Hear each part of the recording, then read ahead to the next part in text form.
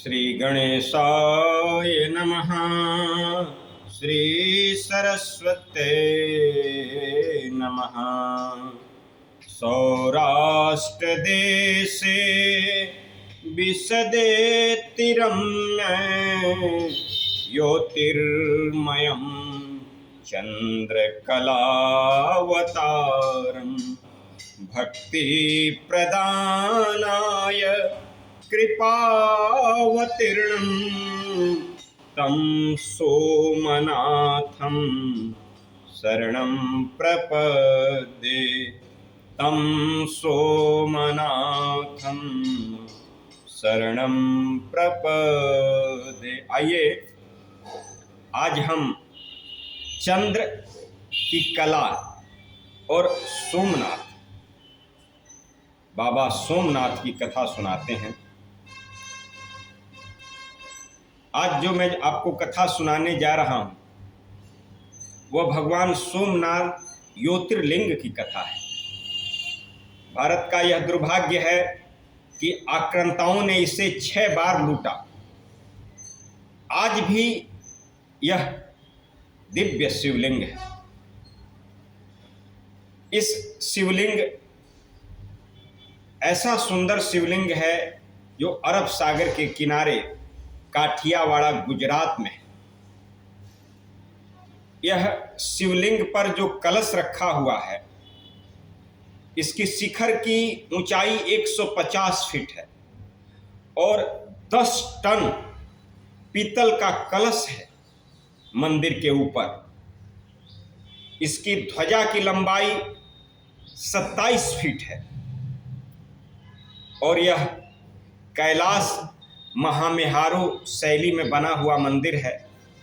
गुजरात प्रांत काठियावाड़ में स्थित है भगवान सोमनाथ का मंदिर।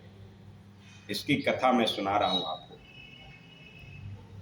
इसका उल्लेख ऋग्वेद, स्कंद पुराण, श्रीमद् भागवत गीता, शिव पुराण में जो हमारे प्राचीन ग्रंथ हैं इनमें विशेष मिलता है। यह 12 ज्योतिर्लिंगों में प्रथम है। शिव पुराण के अनुसार दक्ष प्रजापति की 27 कन्याएं थी और दक्ष प्रजापति की 27 कन्याएं विवाह योग्य हो गई। एक दिन सारी कन्याएं विहार कर रही थी, तब तक चंद्रमा की नजर उन पर पड़ी। उसमें रोहिणी नाम की एक कन्या थी जो बड़ी सुंदर थी। चंद्रमा और रोहिणी आपस में प्रेम करने लगे। यह देख 27-26 जो उनकी बहनें थीं वो भी चंद्रमा से प्रेम करने लगी। तो रोहिणी ने दक्ष को बताया तो दक्ष ने अपनी पुत्रियों से पूछा। सबने कहा कि नहीं, मैं चंद्रमा से प्रेम करती। चंद्रमा से पूछा गया, चंद्रमा ने कहा हाँ मैं भी प्रेम करता हूं। लेकिन चंद्रमा सबसे ज्यादा प्रेम रोहिणी से करते थे। अब चंद्रमा हाथ मांगने आए रोहिणी का।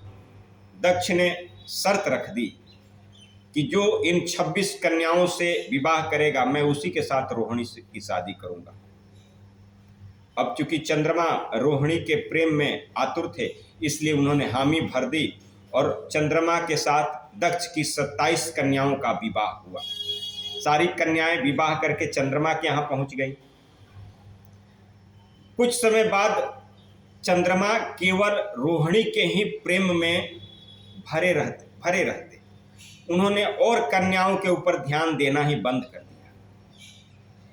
तो जो 26 कन्याएं थी दक्ष की, उन्होंने अपने पिता से उलाहना दी कि चंद्रमा केवल रोहिणी के प्रेम पास में ही बंधे रहते हैं, हम लोगों पर ध्यान नहीं देते। दक्ष ने एक बार आकर के चंद्रमा को समझाया कि हे काल कलानिधे, तुम निर्मल हो, तुम ऊंचे कुल में तुम्हारा जन्म है, तुम ऐसा व्यवहार क्यों करते हो जिससे तुम्हारे ऊपर लांछन लगे? तुम किसी से कम किसी से ज्यादा व्यवहार क्यों करते? तुम्ही ने तो सभी के साथ शादी किया था। तो जब सबके साथ एक साथ परिणय सूत्र में बंधे हो तो तुम सबके साथ एक जैसा व्यवहार करो। चंद्रमा भी मान गए और दक्ष समझा के चले गए, लेकिन चंद्रमा रोहिणी के प्रेम पास में ऐसे बंधे थे कि फिर वही क्रिया, केवल रोहिणी से ही स्नेह उनका रहा।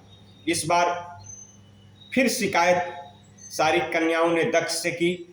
अब इस बार दक्ष क्रोधित होकर के आए और चंद्रमा को श्राप दिए कि हे कलानिधे, तुमको अपने सुंदरता पर इतना अभिमान है, अपनी शीतलता पर इतना अभिमान है, तो तुमको क्षय रोग से खत्म हो जाओ। अब क्या था, जब चंद्रमा को श्राप लग गया दक्ष का, तो सारे देवता चिंतित हो गए। चंद्रमा की कलाएं धीरे धीरे घटने लगीं। सभी देवता चिंतित हो गए कि भाई अब क्या किया जाए, क्योंकि चंद्रमा पृथ्वी पर शीतलता प्रदान करते हैं, करुणा ध्यान प्रताप देते हैं। चंद्रमा की शीतलता से ही पृथ्वी पर शीतलता है। अब तो इस सृष्टि का जीवन बहुत सुलभ नहीं होगा। हाहाकार मचने लगा। सभी देवतागण इंद्र के साथ भगवान ब्रह्मा के पास गए और ब्रह्मा जी से जाकर इस पूरी कथा को सुनाई।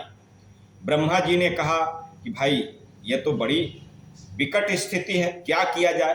लेकिन सोच करके ब्रह्मा जी ने कहा कि इस पूरे सृष्टि में एक ही ऐसे देवता हैं जो किसी के कष्टों को हर सकते हैं, जो किसी के श्रापों को हर सकते हैं, जो किसी के बिगड़े हुए भाग्य को बना सकते हैं, वह हैं भावी टार सके त्रिपुरारी। वो महादेव हैं, वो भगवान शिव हैं, जो लिखी हुई विधा को भी, जो आपके ललाट पर लिखा हुआ है, जो ब्रह्मा ने लिखा है, उसको अगर मिटाने की क्षमता किसी में है तो वो हमारे भगवान शिव हैं, दूसरा कोई नहीं है। कहा ब्रह्मा ने कि अगर चंद्रमा शिव की पूजा करें, आराधना करें, तो यह रोग उनका खत्म हो सकता है। फिर चंद्रमा ये प्रभास क्षेत्र में आए और प्रभास क्षेत्र में आकर एक सुंदर शिवलिंग का निर्माण किया, स्थापना की, और 6 महीने वृषभ ध्वज, जो भगवान शिव के ध्वज है, वृषभ जिस पर बैल का निशान है, वृषभ का निशान है, उस ध्वज की 6 महीने पूजा की और महामृत्युंजय का 10 करोड़ जाप किया। इतना सुंदर पूजा किया कि भगवान शिव प्रसन्न हो गए। भगवान शिव प्रसन्न होकर बोले, मांगो चंद्रमा, वर मांगो मुझसे। चंद्रमा तो रोग से व्याकुल थे। चंद्रमा ने कहा, हे भगवान, अगर आप हमारे पर इतना प्रसन्न हैं तो मुझे इस क्षय रोग से मुक्ति दे दीजिए। भगवान शिव ने कहा, नहीं, मैं भी इस क्षय रोग को पूरा नहीं मिटा सकता, लेकिन कुछ काम कर सकता हूं।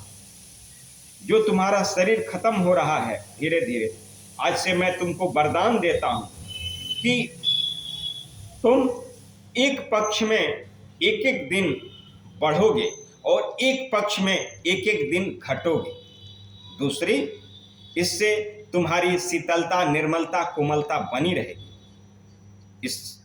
इस दया भाव से, भगवान शिव के दया भाव से चंद्रमा बहुत प्रसन्न हुए। सारी देवता, सभी देवताओं ने भगवान शिव की स्तुति की और भगवान से प्रार्थना किया कि हे परमात्मा, आप पार्वती के साथ इसी लिंग में निवास कर जाइए। भगवान शिव बड़े प्रसन्न थे, माता पार्वती के साथ उसी लिंग में निवास कर गए। और जब लिंग में भगवान निवास किए, उस दिन से यह लिंग सोमनाथ, सोम एक चंद्रमा का भी नाम सोम है, तो सोम चंद्रमा के नाथ हो गए। तो जो भगवान सोमनाथ की पूजा करता है, जो इनका दर्शन करता है, वह रोग व्याधियों से मुक्त हो जाता है। इसलिए चंद्रमा बड़े सुरक्षित और सुंदर अपने गए, सभी कन्याओं से बराबर स्नेह करने लगे। यह सोमनाथ की कथा है। अगर आपको यह जानकारी सुंदर अच्छी लगी तो मेरे चैनल को सब्सक्राइब कीजिए, लाइक कीजिए और दया भाव बनाए रखें। ओम नमः पार्वती पते, हर हर बम बम महादेव। एक थोड़ा सा शिव जी का भजन। आशुतोष शशांक शेखर चंद्र मौली चिदंबरा। आशुतोष शशांक शेखर चंद्र मौली चिदंबरा कोटि कोटि प्रणाम शंभु कोटि नमन दिगंबरा आशुतोष शशांक शेखर। ओम नमः।